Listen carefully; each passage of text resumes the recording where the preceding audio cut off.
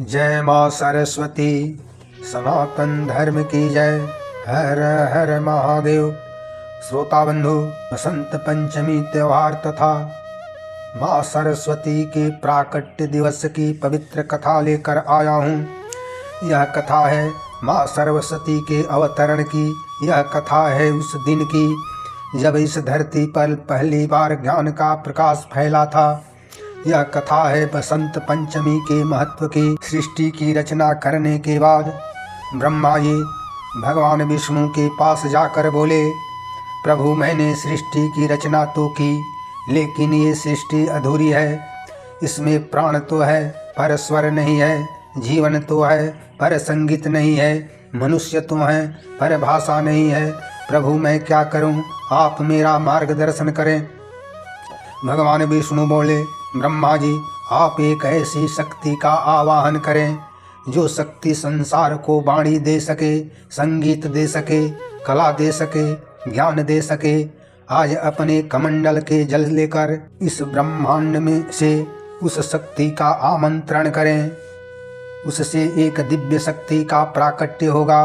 वो शक्ति आपकी समस्या का समाधान करेगी।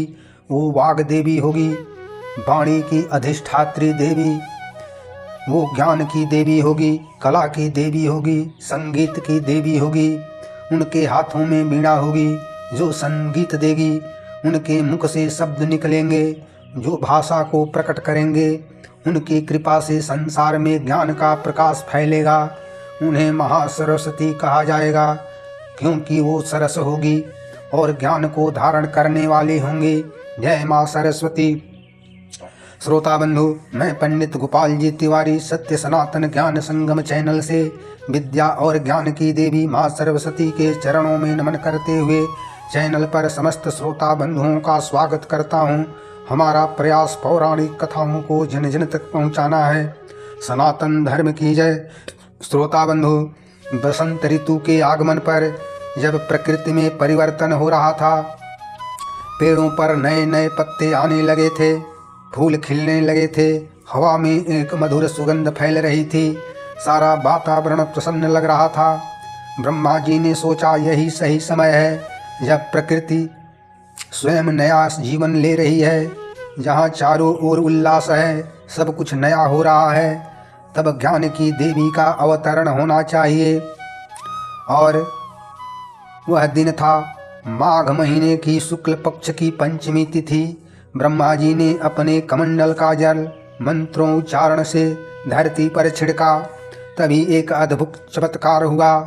उस जल से एक दिव्य प्रकाश निकला। वो प्रकाश इतना तेजस्वी था कि देवता भी अपनी आंखें बंद कर लिए। धीरे धीरे वह प्रकाश एक दिव्य रूप लेने लगा और उस प्रकाश से एक अत्यंत सुंदर दिव्य तेजस्वी देवी का प्राकट्य हुआ। वे श्वेत वस्त्र धारण किए हुए थी जो ज्ञान की शुद्धता का प्रतीक था। उनकी 4 भुजाएं थी। एक हाथ में वीणा था जो संगीत और कला का प्रतीक था। दूसरे हाथ में पुस्तक थी जो ज्ञान का प्रतीक थी। तीसरे हाथ में माला थी जो ध्यान और एकाग्रता की प्रतीक थी।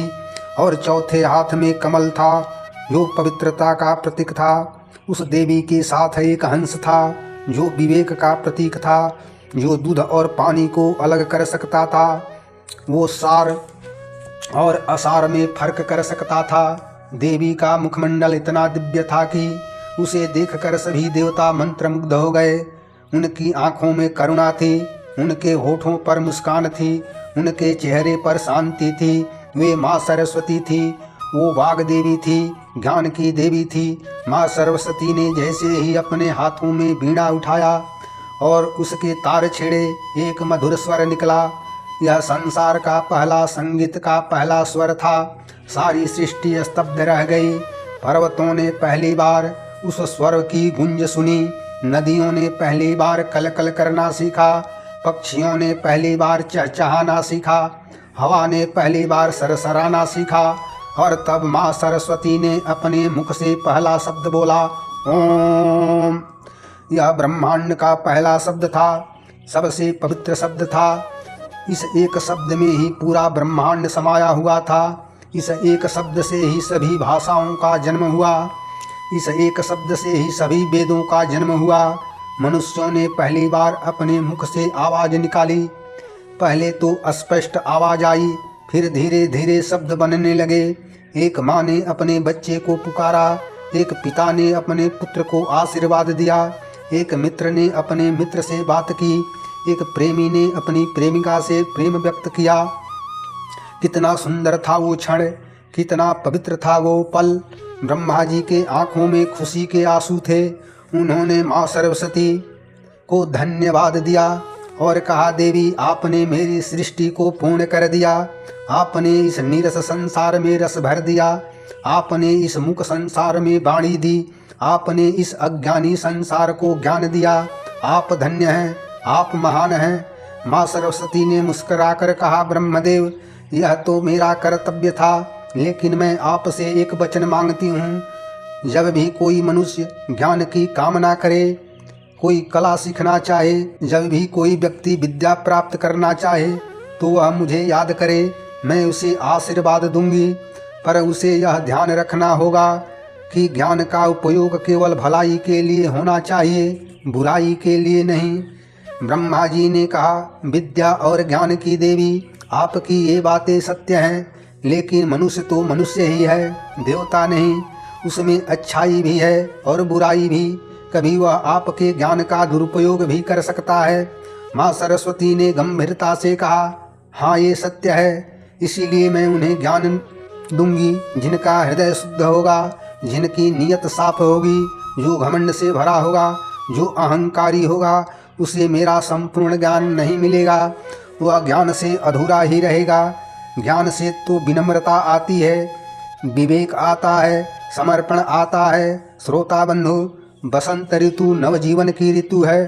कड़ाके की सर्दी के बाद प्रकृति फिर से जीवित हो उठती है। पेड़ों पर नए पत्ते आते हैं, फूल खिलते हैं, पक्षी चहचहाने लगते हैं, सारा वातावरण खुशी से भर जाता है। ये ऋतु परिवर्तन की ऋतु है, नए संसार की ऋतु है। ठीक उसी तरह ज्ञान भी मनुष्य को नया जीवन देता है। जब किसी अज्ञानी व्यक्ति को ज्ञान मिलता है तो वह अंधकार की ओर से प्रकाश की ओर आता है, वो मूर्खता से विवेक की ओर आता है। यह नया जन्म है, एक नई शुरुआत है। माघ महीने की शुक्ल पक्ष की पंचमी को ज्ञान और विद्या की देवी का अवतरण हुआ। पंचमी का अर्थ है पांचवा दिन। पांच हमारे पंच तत्वों का प्रतीक है। पहला पृथ्वी, दूसरा जल, तीसरा अग्नि, चौथा वायु और पांचवा आकाश। ये पांचों तत्व मिलकर इस सृष्टि की रचना करते हैं। और माँ सरस्वती ने अवतरण लेकर इन पांचों तत्वों में प्राण फूंक दिया, उन्हें स्वर दिया, उन्हें ज्ञान दिया।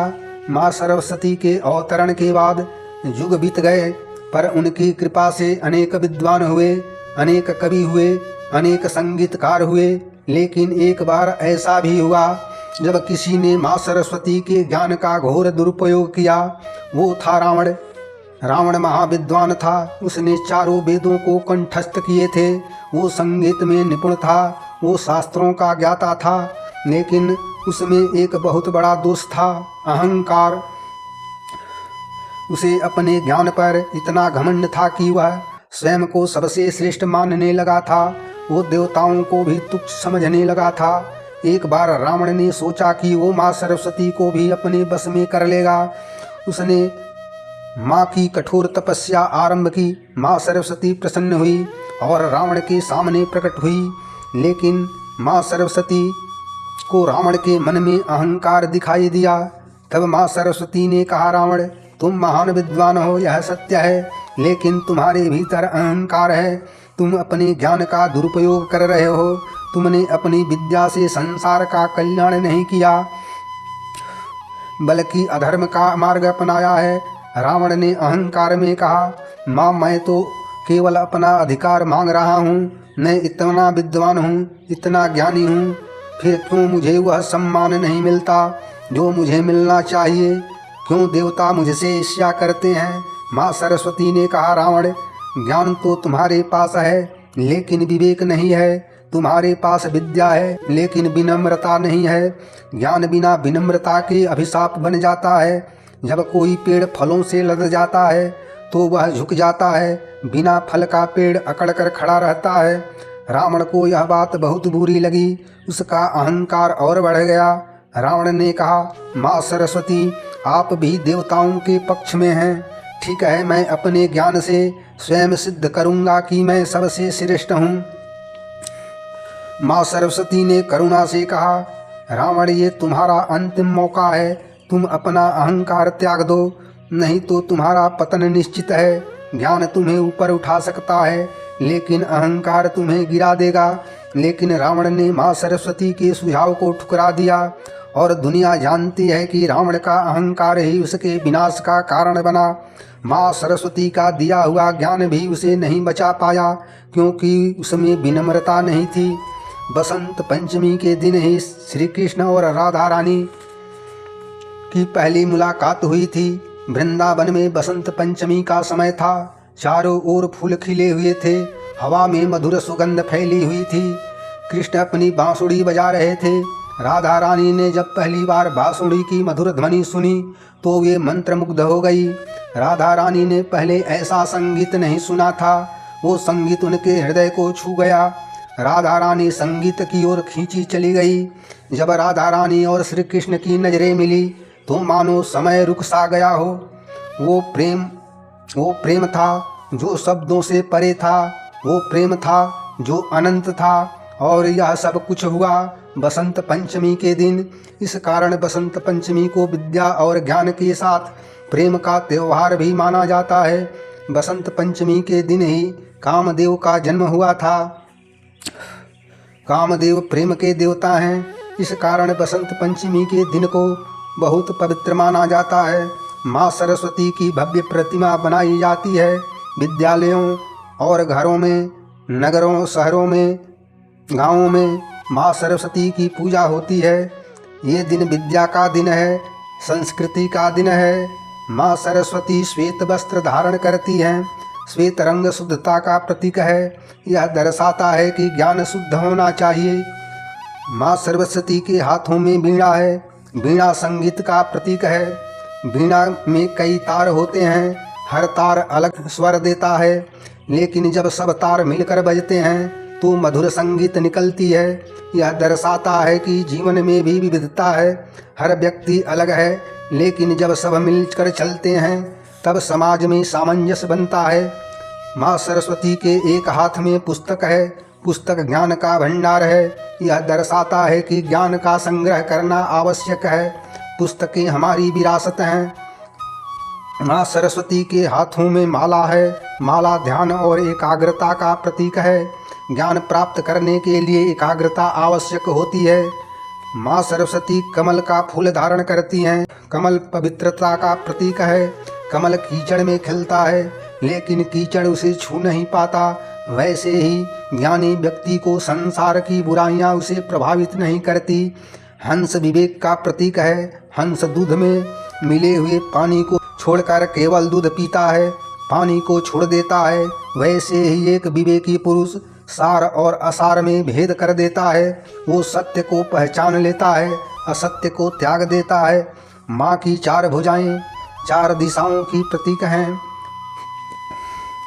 यह दर्शाता है कि ज्ञान सर्वव्यापी है, ज्ञान की कोई सीमा नहीं है। माँ सरस्वती सभी दिशाओं में ज्ञान का प्रकाश फैलाती हैं। यह कथा माँ सरस्वती और बसंत पंचमी के से संबंधित आपके जीवन में विद्या और ज्ञान का प्रकाश फैलाए। जय माँ सरस्वती। श्रोता बंधु, माँ सरस्वती के अवतरण और बसंत पंचमी के महत्व की कथा सुनकर अपने जीवन में ज्ञान का भंडार अर्जित करते हुए लाइक करें, शेयर करें, कमेंट करें तथा चैनल को सब्सक्राइब जरूर करें। सनातन धर्म की जय। माँ सरस्वती की जय। हर हर महादेव।